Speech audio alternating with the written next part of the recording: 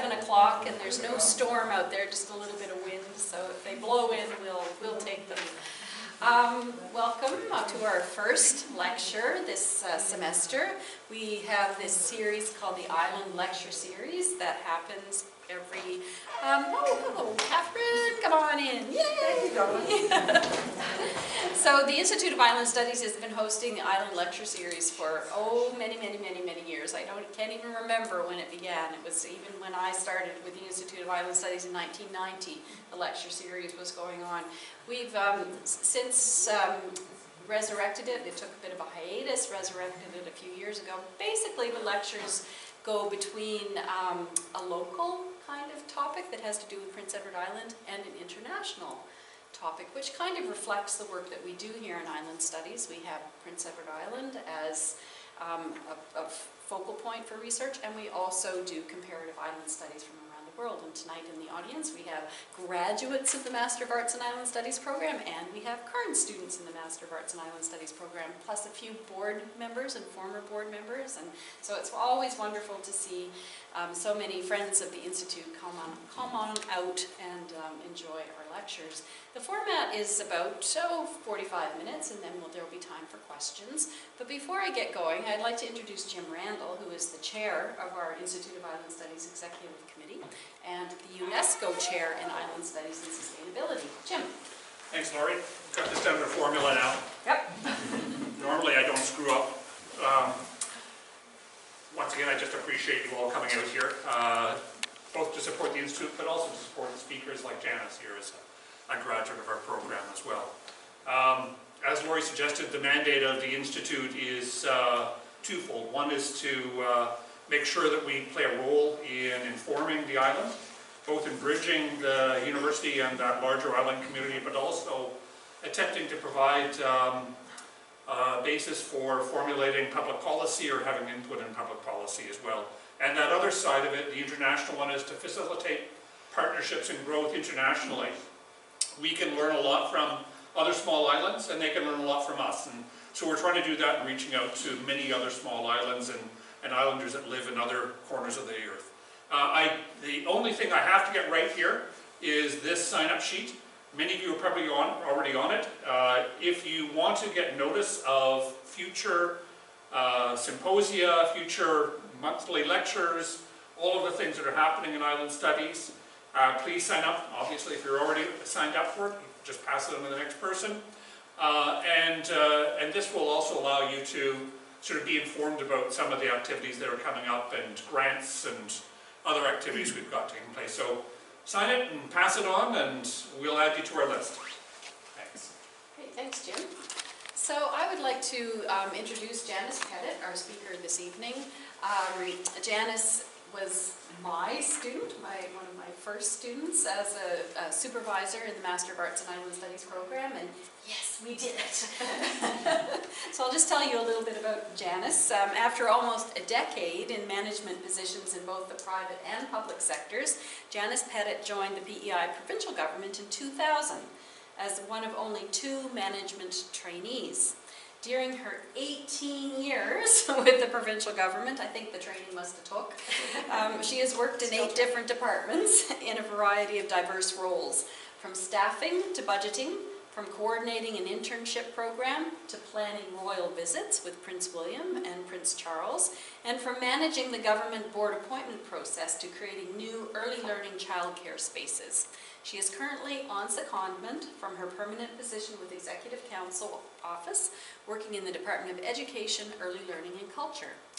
Janice has volunteered with the Institute of Public Administration, or IPAC for short, for over 15 years, and is currently the past president of IPAC PEI and on the national board as the PEI representative. She's also volunteered with numerous community organizations over the years. She holds a diploma in public administration, a Bachelor of Public Administration, and recently graduated with a Master of Arts in Island Studies, all from UPEI. In her free time, I don't know how she has any free time with all that, she enjoys running. She's just completed her 12th half marathon this past weekend, and I saw the pictures on Facebook. Yes, she did a great job. And she leads training sessions at the running room, she gardens in the summer, and skis in the winter. She and her husband reside in Cornwall and have 2 adult sons attending the University of Prince Edward Island. So I'd like to welcome Janice Pettit.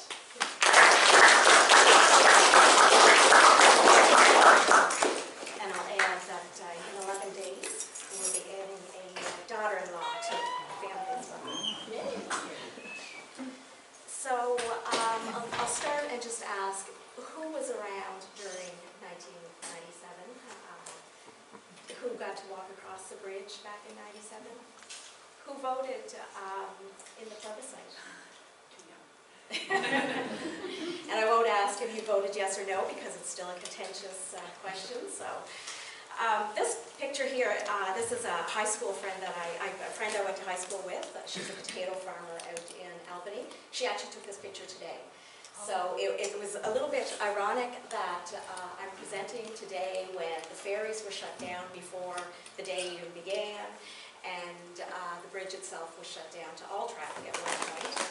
I had a text from my mother at 5-something this morning that they were going to Moncton and they were on the road in case the bridge was going to shut down. So that's the types of things that we do here on the island. And so I thought that was interesting. She said it was pretty windy when she was standing there trying to take that picture. So it was interesting to get back into the thick of this again. When you're away from it for 6 months, when you have been, deep in it for a year's time, and then have to go back, I felt like I was cramming today a little bit for a big exam. But I was reminded as well a couple of times that, no, you're the expert on this, expert. Don't worry about it, you'll be fine. So during my study, the purpose of it was to study what the social impacts are of the Confederation Bridge on islanders. Has the islander sense of identity changed as a result of the bridge opening in 97? And has the existence of the bridge influenced that change? So the questions that I asked were towards that purpose. The specific research questions that I asked, has the Confederation Bridge impacted islanders on Prince Edward Island or the island way of life? And I used those interchangeably. And then there were supplemental questions as well. How do Prince Edward Islanders describe the island way of life or islandness? And how has the island been impacted by the bridge? And of course, do you still consider yourself an islander as well? And then I asked some questions around voting. Did they vote? If they didn't, why didn't they? Did they vote yes or no? And then I asked them questions about how they were feeling at the time in terms of why did you vote yes or why did you vote no? And then had those feelings changed as well. So I'll go through a little bit of that through this presentation. So in terms of the methodology, it was a bit of a mixed method approach.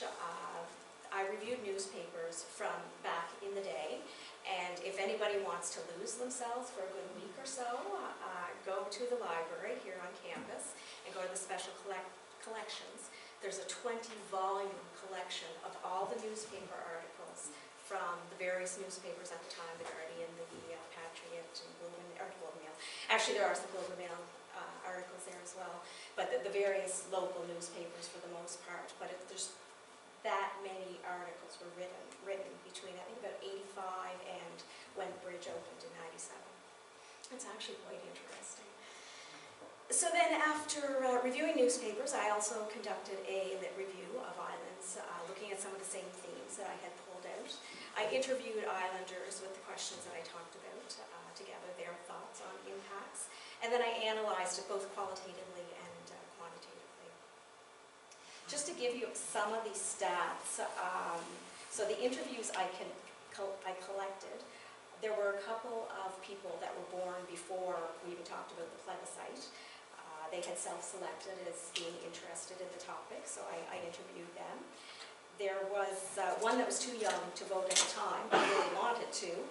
There were a few under 30 during the debates, and then there were a few that were over 30. So it was, I tried to get a nice age range of people that were at different times during the plebiscite and during the debates.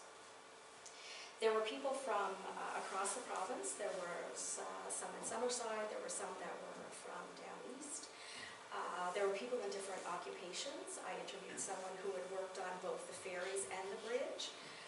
So again, I tried to get a nice cross-section of islanders with different experiences. So then, just some of the background of where this even came from. Debate about crossing the strait has always been a political issue. Almost every time, it's actually been politicians that have brought it up, as opposed to islanders pushing for it, although they certainly got behind it at the time. PEI joined Confederation under the promise of federation, and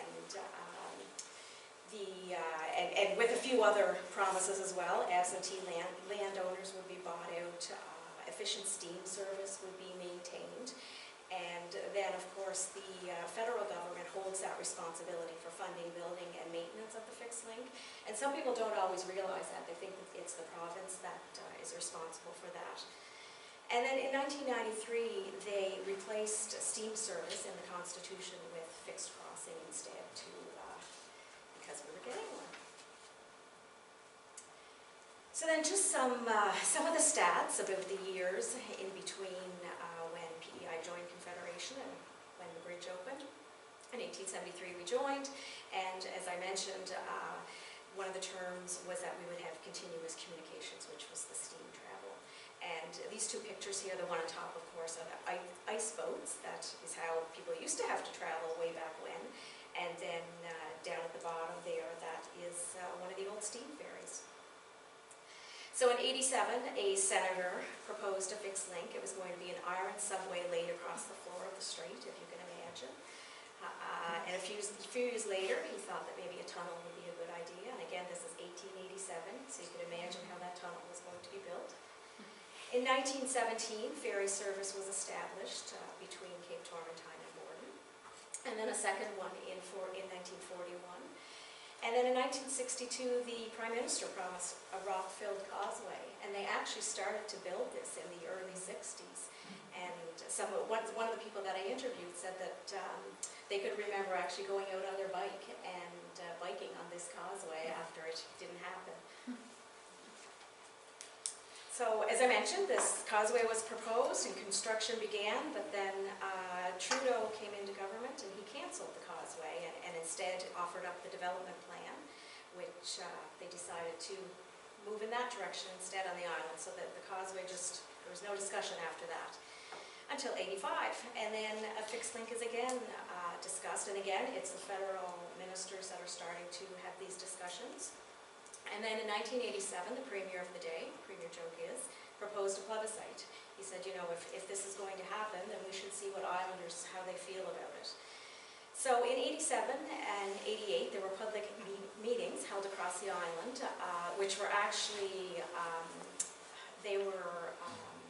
the Institute was the one that actually organized all of these, the Island Studies Institute. So during these public meetings, and there were, see, these are the stats that I can't remember anymore from my research. I think there were 12 meetings altogether, with 2 of them being in Charlottetown, but the rest of them being across the island. And it was interesting to read the report because every meeting talked about the weather, because these were actually held November, December, January, February. So it was, you know, tonight was a stormy night, and this is how many people came out, and they had to drive their skidoos to get here, and they're all train vehicles, and so it was interesting. It had an island flavor even to that report. So the two sides were quickly formed, and debates brought out a number of themes, which I mentioned you can find if you go through the newspapers, around the economy, the environment, tourism, and islandness. And so the two groups that formed very quickly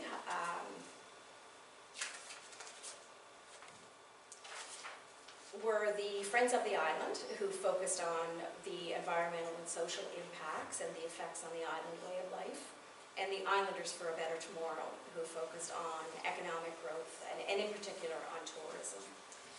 And in 1988, we had a plebiscite, and that's the question that was asked right there. Are you in favor of a fixed link crossing between Prince Edward Island and New Brunswick? And 59.1% were in favor of it, and 40.9% were against, but the 59.1% was good enough for the Premier to feel that Islanders wanted it and that we should move forward, and he began to work with the federal government at that point. So in '89, there was an environmental assessment panel formed. The main issues were the effects on the fishery and the ice. And then there were various legal challenges as well at that time. Through the Canadian Environmental Defence Fund, construction was delayed as a result. So the plebiscite was back in the late 80s, and it actually wasn't until '97 that the bridge was built. Not just because it took that long to build, but because of some of the other things that were going on behind the scenes as well. So the federal government signed a deal with Strait Crossing International to construct the bridge. Some money was put towards it, and off we were to the races. The constitutional amendment, as I mentioned earlier, they had to change that to a fixed crossing as opposed to steam service. And then construction began. And of course, in May 31st, 1997, the bridge opened, the largest bridge in the world over ice-covered waters. This is a postcard from the bridge walk that happened on the first day that the bridge was opened. And I'll tell you a little story. I told my son, who's sitting here, that I was going to tell a little story about him. In 1997, I was actually working in St. John, New Brunswick, and my husband and my son were here. And my husband had bought a car for me, and so they were going to bring the car over and pick me up, and we were going to come back home, and then I was going to head back to St. John again. And so they left that morning. They were taking the ferry or the bridge, you know, whatever was open. We lived in Cornwall. They got about 10 minutes outside of town, and they hit traffic. And so they left fairly early in the morning, like 7 or 8 o'clock, with the intent that they would be in St. John by noon. And I remind you that this is 1997, before we had cell phones. So they get stopped and sat there for hours on end with no juice boxes or snacks or anything. So I suspect it was a very long wait. So, you know, noon came, nobody showed up. And then the afternoon, and then supper time. So finally, about 5 or 6, I went home to my apartment, start phoning my family, my husband's family. Has anyone seen him? What's going on? Finally, at 8 o'clock that night, they showed up. It was a little heart-wrenching when I had no clue what was going on, and they had no way of phoning, and it wasn't ideal. So some of the opportunities and concerns that were voiced by the two groups. The Islanders for a Better Tomorrow, they felt that travel would be impacted in a positive way, that visiting family off-island would be easier, and if you recall back then, the Slemon Park was still a base, and there were families living there that wanted to travel off-island to see their families, and so they thought that the bridge would make that a lot easier. They thought that, of course, it would eliminate the aggravation that kept visitors and tourists away. They felt that there would be more visitors and tourists if we had the bridge. It would be easier for farmers and fishers to get to market and cut transportation costs and just be more convenient. And then in terms of the economy, they felt that there would be a huge economic boost from both tourism and the expanded economy. There would be decreased travel time, and that would kickstart the economy as well. The bridge would bring jobs, prosperity, reduce the reliance on federal transfer payments. It was a very rosy picture that was painted if we could just get this bridge. The large potato processing plants, they would, and we would attract light industry as well. And then of course the construction itself would create jobs. So then some of the other things, they didn't say a whole lot about the environment, whereas the other group had huge concerns about the environment. Their only positive thing that they said was, you know, there'll be less fuel to drive across than is currently being used by the ferries themselves. And then, of course, they talked a lot about the tourism, that the beaches would be more accessible to the tourists. It would draw more meetings and conventions as well, that people would drive over for business travel, that there'd be more motor coaches, and a lot more day trips as well to the beach or just to golf. And then they felt that the season would be lengthened. That's something we've struggled with over the years to get beyond the July-August season. So then the Friends of the Island, they had major concerns about, you know, whereas the other group was saying, these are all the good things, the Friends of the Island were saying, well, no, we have some real environmental issues that we need to look at first. So they were concerned about fisheries, that there would be damage to the grounds themselves from the construction, that the bridge would be directly over scallop and lobster beds, and that this was going to impact the spawning areas. There'd be ice jams. They said, you know, it would take forever for the ice to leave the strait, and that as well would impact the fisheries and the spawning. They felt that ships would hit the bridge, that the bridge wasn't going to be big enough, and that everyone was going to be hitting it all the time. And that they felt that it would be mostly closed all winter due to the ice and the snow and the wind, that they didn't think the bridge would be open at all during the winter. So then in terms of tourism, whereas the others were saying, woohoo, you know, we're going to get more tourists, they were saying, uh-oh, we're going to get more tourists. The beaches will be overcrowded. People will actually only come for day trips. They won't stay overnight anyway. The tourism will erode the lifestyle of the island, and again, this goes back to the island way of life, and they were concerned that there'd be too many people here impacting that. Visitors will buy all the land, and we'll be back at having absentee land ownership issues again. And that one of the concerns was that we would have sort of the Disneyland tourist. They talked about there'd be a Coney Island type of atmosphere here. And whereas the current tourists they'd still appreciate the beauty and the tranquility. It'd be a whole different kind of tourist coming. So then in terms of the economy, again, they felt very differently about how the economy was going to be impacted. They felt that either islanders would shop on the mainland, they wouldn't actually stay and shop here on the island, or we'd suddenly get all these big box stores. People were starting to talk about malls and big box stores. And shopping's a big thing on the island. It was only back, I think, in the 80s where we had legislation that actually said you couldn't open a mall. That once the first mall opened, then they said, oh my God, we're starting to get malls. We can't have malls. And so it's funny when you go back and read some of this and the concerns that they were feeling, which were completely opposite to what the other group was feeling. So then the jobs, they talked about the loss of the ferry jobs. The tolls, they felt that the tolls would actually be going to foreign business interests as opposed to islanders. And they felt that industries, as opposed to coming to the island, that the ones that were here would actually go to New Brunswick. And electricity would be cheaper there, and it would just force people to leave the island again. They added that the tourism jobs actually pay less than ferry jobs. So even though we might have more tourism type jobs, they'd actually be paying less than what people were currently making on the ferries. And then they were concerned that some of those big industry titans would squeeze out the independent farmers and the small businesses. They thought all of the construction was going to happen on the New Brunswick side because it just made sense. It was going to be easier to move things to New Brunswick than to have to bring them over here, and there'd be minimal jobs here on the island. And there was concern that students up west, they were going to go off island to go to school instead of coming here to UPEI because it was just as easy for them to head to Nova Scotia or New Brunswick as it was to drive all the way down to UPEI. So there were concerns for the university as well. So then the biggest concern, and everything sort of fed into this, was the island way of life. That it was going to, taking the ferry is part of that experience of the island way of life, and being on the bridge, it just wasn't going to be the same experience for people, the waiting or the meeting people in the parking lot.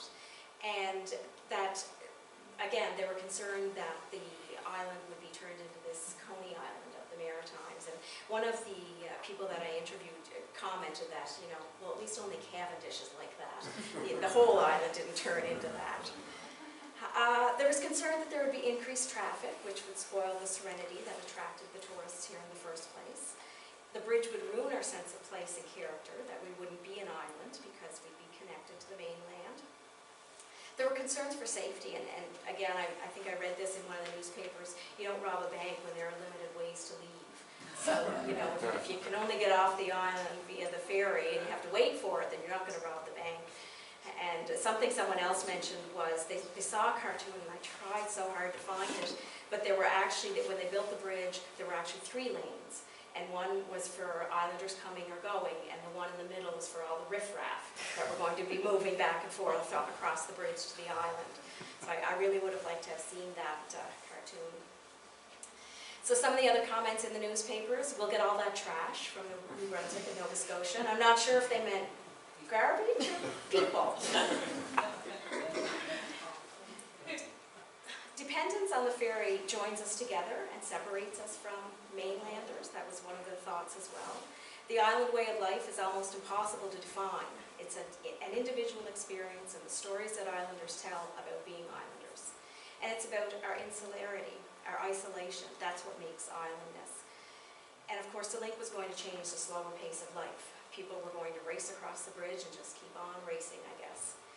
And it'd be like selling a little bit of our soul to support a fixed link. That was something else I read from in the newspapers. So then when I interviewed islanders across the province, and these are just some of the things, and again, I put my responses into those themes that I had pulled out from the newspapers. So when I asked about if they had had any economic concerns at the time, they said yes, their concerns as well for the ferry workers in the town. And everyone that I talked to said, you know, there were opportunities for the ferry workers, but not all of them. Some of them were fortunate enough to go back to school or to find other jobs or to find jobs on the bridge as well. But when you looked at how many ferry workers there wasn't a place for all of them. And someone else had told me that the severance that they got, depending on what your age was, it was a good severance. You could do something with it. But if you were old enough that you weren't quite old enough to retire, but you were too old to feel like you could go back to school and start something new, then it wasn't a very good bridge to that retirement. So there were interesting things that I had heard that I wasn't aware of at the time. In terms of the economic wins, they felt that certainly trucking and has increased an amazing amount. The new industries that we have, the manufacturing, most people felt that and again, it was interesting that this was a study in a point in time. If I think we had done this study maybe 5 or 8 years ago when perhaps the economy wasn't quite what it is today, then we might have gotten different answers as well. That, well, no, the bridge hasn't done anything for the economy, or we don't see any new manufacturing, or we don't see new industries. But because our economy has changed so much in the last decade, and we're enjoying a very good economy right now, then the responses were positive. So it would be interesting to see what this study would look like at a different time. Some people noted that there were some lost opportunities, one being the skills that islanders got when they were helping build the bridge. That there were this huge skilled workforce, and then it just ended. And she felt that perhaps there could have been something done with all of those skilled workers. And she didn't have any ideas, but she was able to see, she actually worked as a tour guide in the fabrication yard. So she said she saw all of those workers just sort of drift away after the bridge was built. And then in terms of Gateway Village, several people had commented that that village really hasn't become what it could have been. And again, no one was ever specific about what they felt these things could have been, but just felt it was a lost opportunity that we could be doing more with the village. And then in terms of retail, we've seen such a changing landscape over the years as well, and several people commented that, again, it's hard to say if it's the bridge that brought the big box stores here and that has closed some of the local, smaller, corner-type stores, or what exactly has changed retail, but they did comment that retail has changed quite a bit. And then we've had such large sales growth as well. In terms of the environment, people mentioned that they had concerns back then about the fisheries and the ice impacts, but when I went looking for studies, and I actually have a friend that is a biologist and works in that area, she couldn't find any studies either, and actually asked a few other people in federal government, and no one could really find any studies that have been done since the bridge opened that talks about whether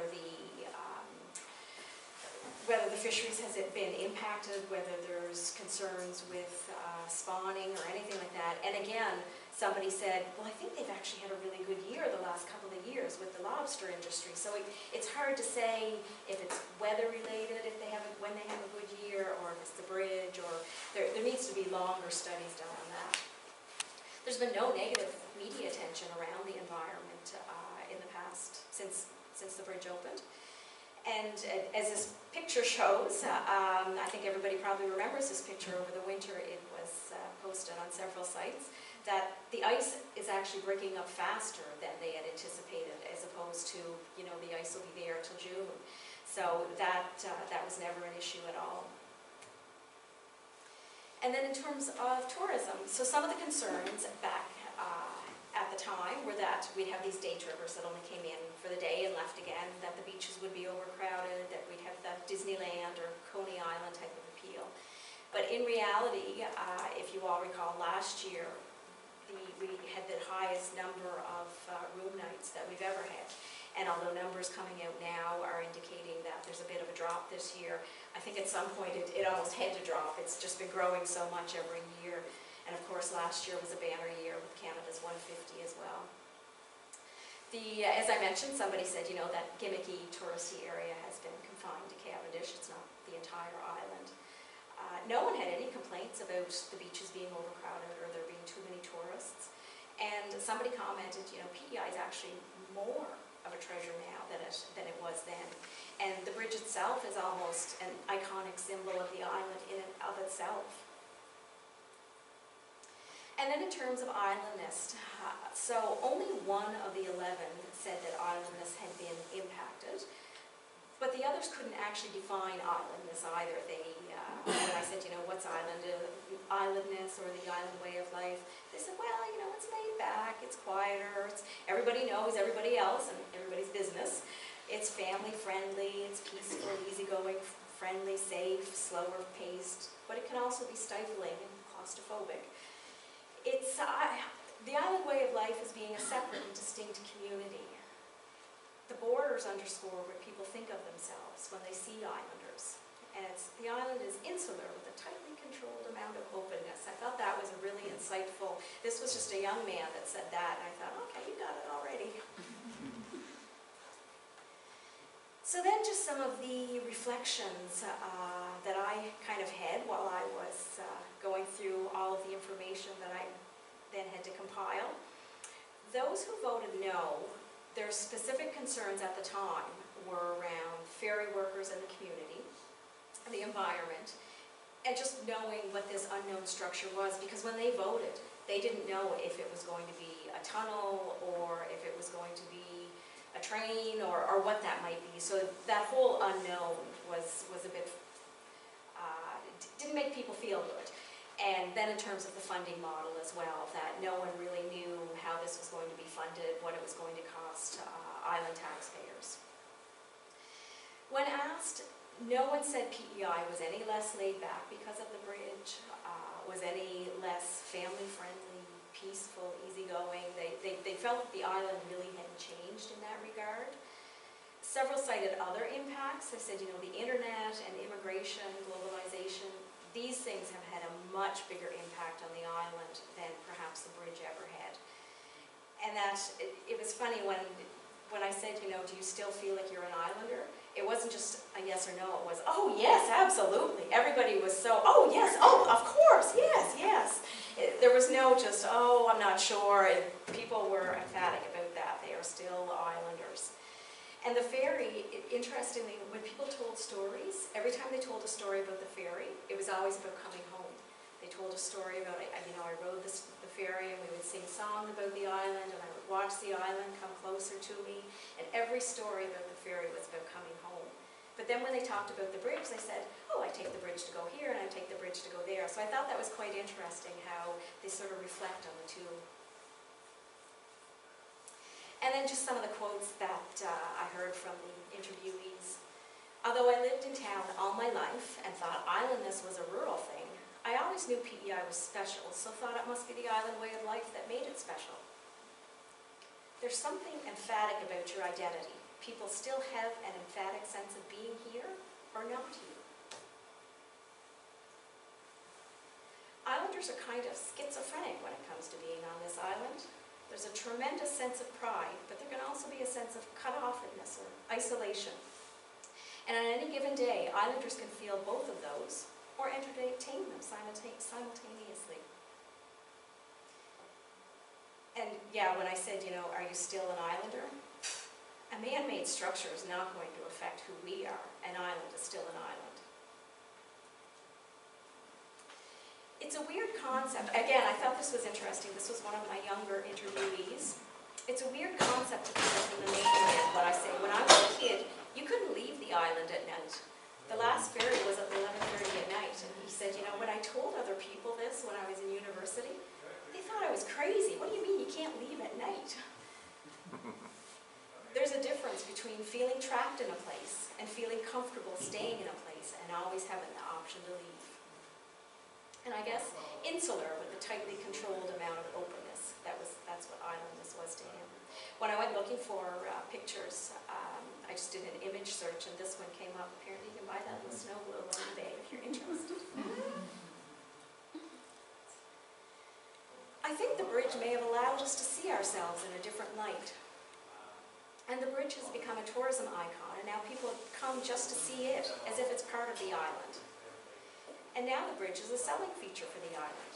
It's aesthetically pleasing with its curvature, and it's easy to drive.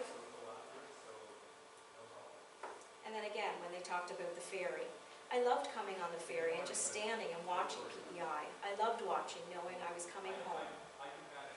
Standing on the side of the boat, watching the island draw closer and closer, it was a powerful sense of leaving and of coming back as well.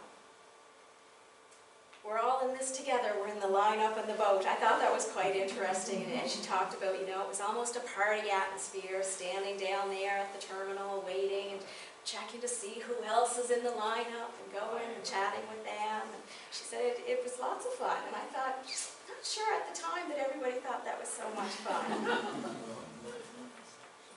And that would be it. Any questions?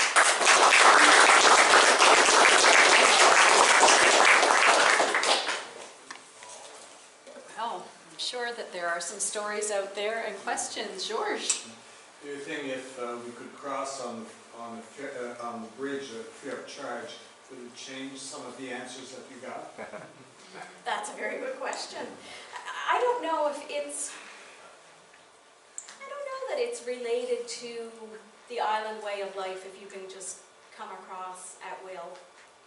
Maybe it would. Maybe you'd think, oh, well, we're just part of New Brunswick now. We can just drive across. Bridge was seen as a big discount, because I remember there was an editorial cartoon that came out when they announced that there was going to be a flat fee per car, because the ferries charged per person in the car. And it was like a car just piled with islands, right? It was like you pay your $35 Like carload night at the drive-in. Sure. I saw, when I was looking for pictures of the terminal, I saw a picture where there were toll booths, which I don't recall toll booths there. But it said $3.50 or something like this per car. So that must have been a while ago. A comment first on the lobster fishery, and I looked this up because last year CBC was playing some old audio for the 20th anniversary of the bridge, and the head of the Fisheries Association, or one of them at the time, one of his comments at a public meeting was that the industry would be wiped out. Well, 1997, lobster landings on PEI were 18.5 million pounds. 20 years later, they were 36 million pounds. They doubled in the 20 years since. And I wonder if that's the ice breaking up sooner. I talked to Francis Morrissey about this too, and they didn't specifically ask about the ice, but it's more, I think, the change in the currents around the bridge. Oh, okay. So, you know, before a seasonal catch for lobster fishing, say 10 to 20,000 pounds, 10,000 being a really bad year, 20,000 being a good year. He said he's heard reports of boats catching 50,000 pounds in a year near the bridge. Wow. Maybe that's why they're not studying it. And as far as islandness goes, I think we all still say, yeah. It hasn't spread.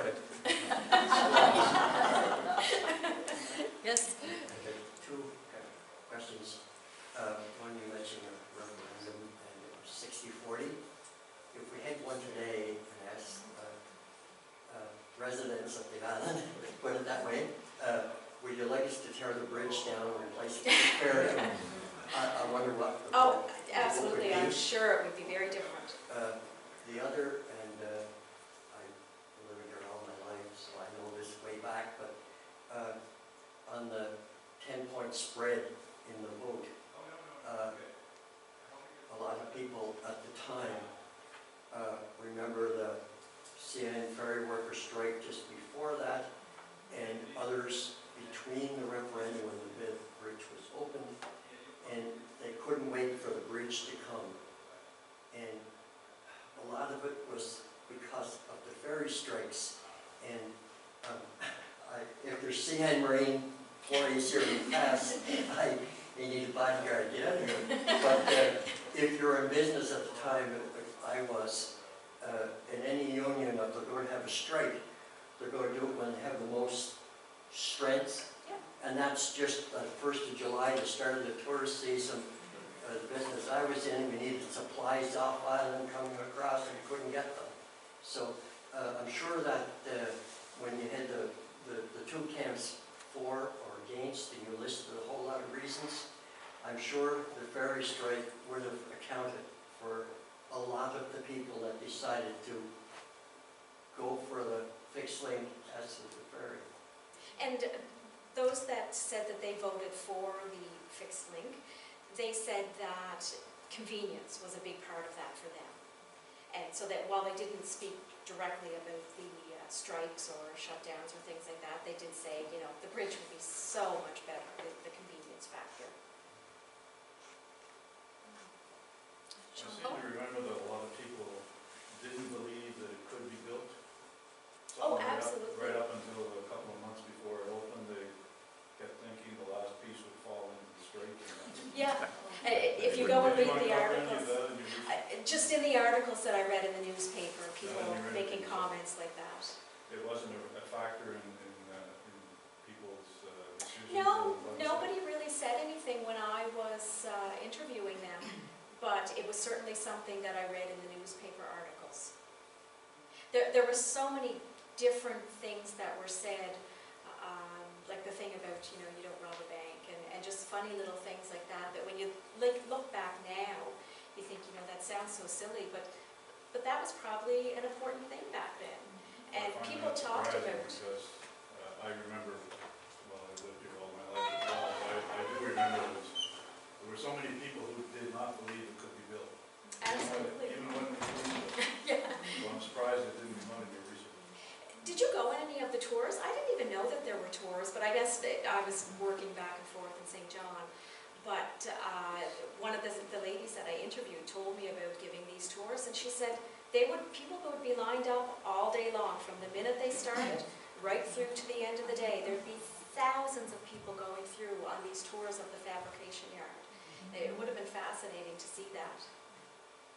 A lot of the viewpoints at the time was they would never get it done, but even if they did, NICE would probably take it out the first year. Yes. It would never last.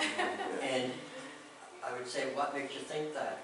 One of my sons was an engineer student at UPEI here during this time, and part of their professor was trying to teach them to study all the plans of the bridge. So I was on a tour with my son and some of the other students, and once you understood how they were going to build it, the cones and anchored to that, you can understand how it's still there and will be for 100 years.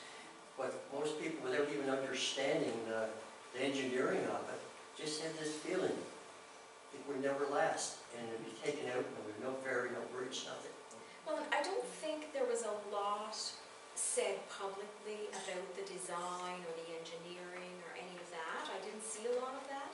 So if you don't have the information about how it's being built, then of course you probably make that assumption that, oh, well, it's probably not being built all that well. It happened so quickly, and politicians just wanted it done, and things like that. Louise? This is, I remember saying, probably in my late teens or mid-teens maybe, we were driving to Boston to visit relatives, and I remember saying to my mother, my God, what would it be like to live in a place that you didn't have to base your departures on a ferry schedule? And Mom said, well, so anyway, we go to Boston and, you know, we're just there basically for, you know, 3 or 4 days. And anyway, we get up on Saturday morning and staying at my aunt's. My mother says, okay, well now let me see. Now there's church at 4. And there's church. So now if we were to go at 4 and then we just get right on the road. And then if we stop here and get up and we get this ferry. I'm like, exactly. We're in Boston and we're heading for a particular ferry to get home. My mother wasn't the type thing you'd say, I told you so, but I didn't. Yeah. Anyway, it was pretty funny. Yeah, just. Those are the kind of stories that I loved hearing while I was interviewing people. Yeah. Mike? Well, I was curious if in the people that you interviewed, did any of them say their vote might have gone the other way? For example, like somebody for the bridge, they might not have been for the bridge, or if there wasn't another ferry. Like sometimes I think the idea of we still have one ferry, it's not year round, gets kind of lost in the conversation. But you know, I mean, we leave sometimes, take the bridge and come home by the boat, and you're sort of getting the best of both, and it's cheaper to do it that way. Yes. I think most But I islanders know mean, that. if it was the only ferry that existed, the choice between that and the bridge, I wonder if the answers would have been any different. And nobody made that comment, but it was interesting to hear somebody down east, he said, well, we always took that ferry, even after the bridge, because that's where we lived. That's right. So I think there was more of an impact depending on where you lived, as opposed to whether you would vote because you knew that one was always there. And I kind of wondered as well if people often thought, well, that could go away at any time too, because certainly we hear that in the news all the time, that we're up for another renewal of the contract, and you know the feds aren't signing, and a lot of that type of discussion when that happens. Kathy? It's really interesting the impact of individuals who were controlling the politics at that time, and that I mean it could have gone one way or the other, because there was a lot of fear around some people, which just amazed me, didn't understand that you could actually build a tunnel in the year 1997, and because there was fear that, oh no, a tunnel won't work. You know, the whole concept of fear had to be overcome, and it's amazing that it actually happened. Yeah, Carrie and Jeff. Did you find any research or data at all regarding whether or not we tend to leave the island more frequently now that there's a bridge as opposed to when there was a ferry? As a tourism operator, when I talk to guests and we talk about the bridge, you know, my own anecdotal sense is that I don't leave the island more frequently now than I did when there was a ferry. It's just easier to go because you're not doing the back timing that we always had to do. But did you find any data at all on frequency of? No, I didn't ask that question, and I didn't see anything.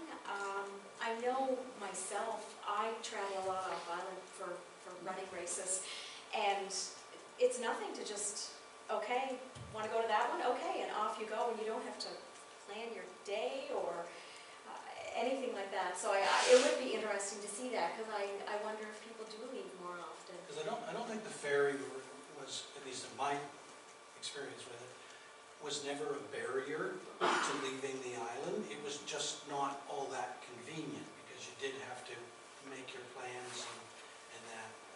But I don't think that I travel over to Moncton or to Halifax any more frequently than I did before. Yeah. Contrary anecdote to that is I'm astounded at how many people go to Costco and look in the shop. Yes. And I don't think they would have done that if they had to have time or anything. And for medical procedures. Yes, that's true. And there's It's probably a easier lot for the more of government that. to not do it in their own local hospital Yes. now because it's an alternative. But I'm just wondering if if somewhere anybody has ever done any research on, because anecdotally, Exactly, anecdotally. I've not gone over for medical procedures more frequently because there's a bridge here. You go for a medical procedure when you require it. Yeah. And the ferry never stopped us from doing that.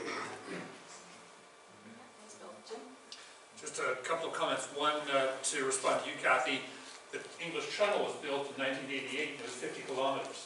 So it's sort of, obviously there's a precedent there that it's technically feasible to do that. But the other comment is, and I think this might be sort of an urban myth, I've heard people say that if you actually estimated the number of trucks, the semi-trailers that cross the bridge now, if you added those all up and then estimated how many ferries it would take to actually transport all of those trucks to and from the island, you would have this astronomical number of ferries that you'd have to be going across the strait all the time. And it shouldn't be that actually difficult to actually measure that. I'm sure you could find some measurements in the number of semis that go back and forth across the bridge, and then that's the number of ferries. Pardon me?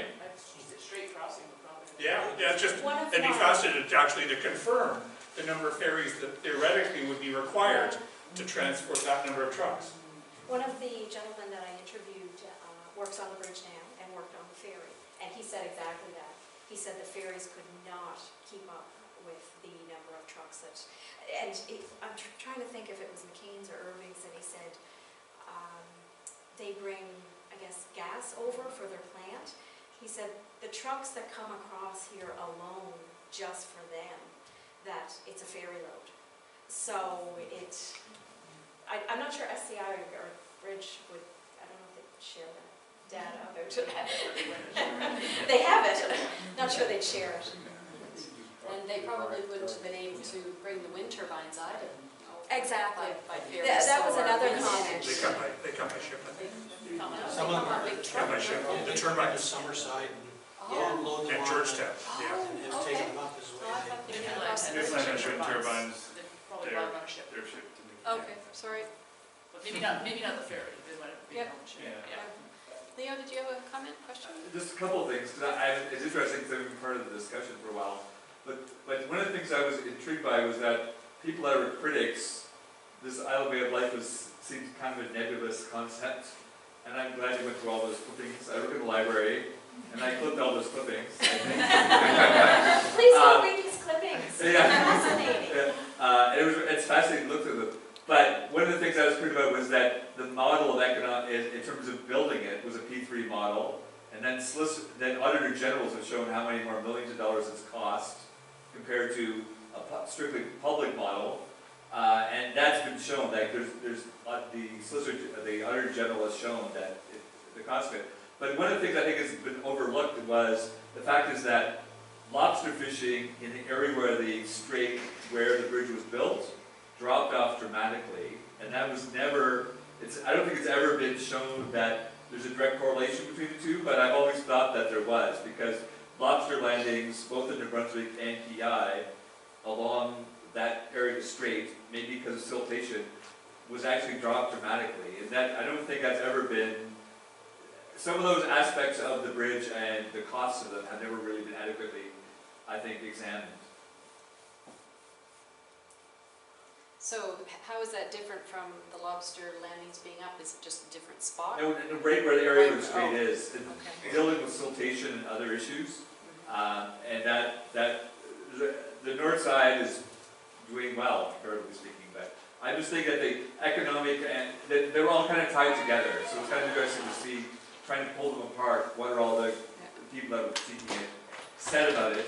And I think you're right, that right now we're still paying them lots of money because we're paying the subsidy we pay the ferry to the bridge people now for the last number of years as well, as it's adjusted for inflation as well. So it's kind of interesting to look at it where it is, but I do agree that the amount of traffic now compared to what the ferries could have handled is much, much higher.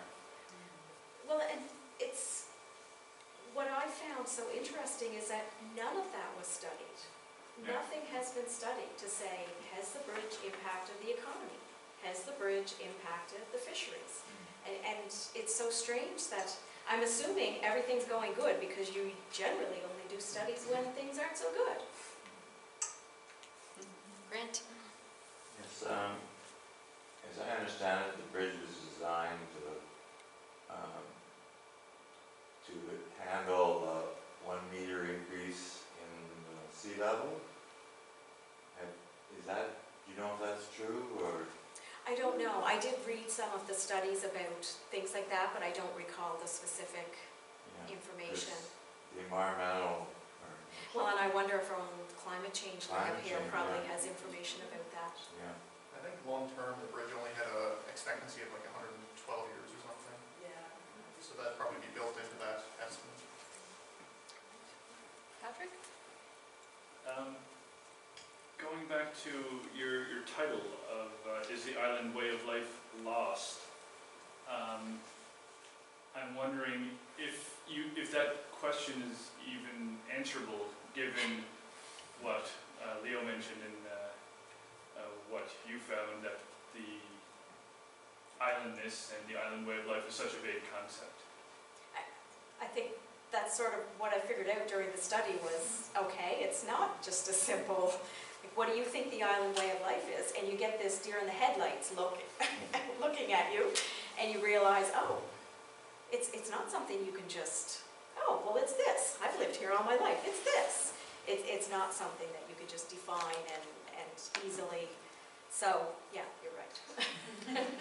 Yes. Do you think your work would be applicable to other islands considering building a fixed crossing? Absolutely. That was one of the things that I did say was, okay, so here's an example of something we did, and some things were good, and we didn't always do the right things. So maybe this could be used for someone who's looking at building it. Perhaps they need to do research in certain areas and then plan for, okay, so we've done the environmental study, let's do it again in 10 years after the bridge is built. We've looked at the economy, let's do it again. So I think that that's something that certainly someone could look at. If I could comment on that as well, because our colleague Godfrey Baldacchino in Malta has talked about designs and development plans for the I think it was a tunnel or bridge to Gozo. It's Bridge. Bridge to Gozo, the more touristy island off of Malta. And interestingly enough, there's some patterns here in that often the plans, and I think it was in Scandinavia as well, where an international architecture design company would actually provide these development plans free of service to a government. And in order to get the conversation going with the expectation potentially that they would then be called upon to do further site plans and development, etc., be brought onto it. So so that there is sort of a crossover, and one of the common threads seems to be the role of some large sort of multinational design and architecture companies being involved as a way of trying to fish for business. Any other comments or questions? I'll share a little anecdote with you. I'm a licensed ham radio operator, which, to put it in Cole's notes forms, means that I have a license that allows me to communicate in international Morse code or voice with anyone anywhere in the world. And we had an amateur radio club of about 100 members back then in Charlottetown. Both of us, we were sitting at a meeting one night, and we all realized that two significant events were happening. We had the opening of the Confederation Bridge from Borden to Cape Jomain, I think they call it now, and as well the end of the ferry service. And I spoke up and I said, both are significant, so why don't half of us stay on land at Borden and commemorate the opening of the Confederation Bridge, and half of us commemorate the close or the last crossing of the old Abbeywood. So Captain Roy Coffin, now retired, who still lives in Cornwall, gave us permission to transmit by ham radio from his captain's quarters, and our radio club issued certificates with the title on it, Sailing into History. We got up, one group, including me, got on the ferry at 8 o'clock in the morning and until 3 o'clock in the afternoon, and we just plied back and forth. And it was nice to see that on that last crossing at 3 o'clock, the two ferries came together in the middle of the street, and the captain sounded the horn from the old abbey in New York to commemorate that. And we had Anne of Green Gables, the character, aboard with us, sailing into history. So we commemorated both, and that is still, as a ham radio operator now for almost 38 years, that's still one of my most memorable days. That's awesome, Michael. Thank you.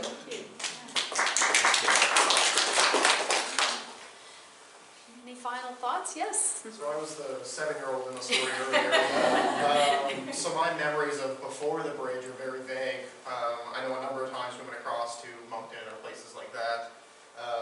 Since then, I strongly feel that I'm still an islander. I don't feel like any part of my life has changed. Even going across to Halifax, it feels like a much bigger city and a much more busy area than what the laid-back area of PEI is generally considered and compared to.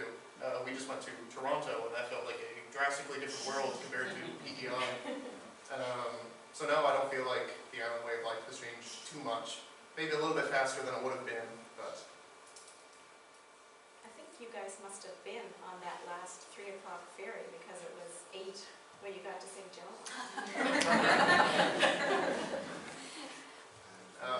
But then, since then, we've predominantly taken the bridge anytime we go somewhere. We were in Cape Breton doing that trip not too long ago, and on our way back we were trying to decide, do we go the long way around to get to the bridge, or do we try and time a certain time to get onto that boat? I think we ended up taking the boat. My other son, his girlfriend, her grandfather worked on the bridge, and the other day we were talking about something, and she said something about him and said, oh, he worked on that bridge forever, like he was always there working there. And I thought, I guess she's 18, so in her lifetime, it feels like he's been there forever, when in fact, he hasn't been there in a decade, for one thing, so they didn't open until 97, so he really wasn't there that long. But when the different generations, it means something different, and that's something that I found when I was interviewing people as well, that the younger generations who had grown up with the bridge, then it was such a different life for them than those that had known the ferry. Well, thank you very much for your wonderful participation and questions and comments, and Janice for this very inspiring talk. Obviously, it gets people talking, and it looks like there might be some more research to do out there. Not for you, you're not going to do it, unless you want to. We're not going to make you for that, masters with a whatever. No. Thank you again very much, and I have a gift. This is our gift for you. Thank you.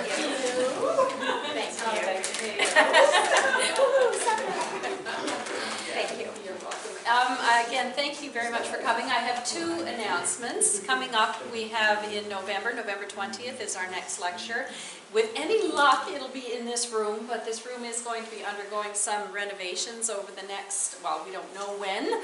And so I will send a note to the list if it's going to be moved. I'm thinking it might just be down the hall in, I think it's 211, which is a lecture theater. It's not nearly as comfortable or as pretty as this room, but it does work. And the lecture will be Dr. Joseph Glass, who has arrived and come here. He's been here for a couple of years from Toronto. He is going to be talking about Leo Franks, who was a Jewish fox fur farmer from Stratford. And if any of you are from Stratford and know the Leo Franks Park, it's named after him. So he is full of stories about this man and his Jewish history on Prince Edward Island. So I'm looking forward to that talk.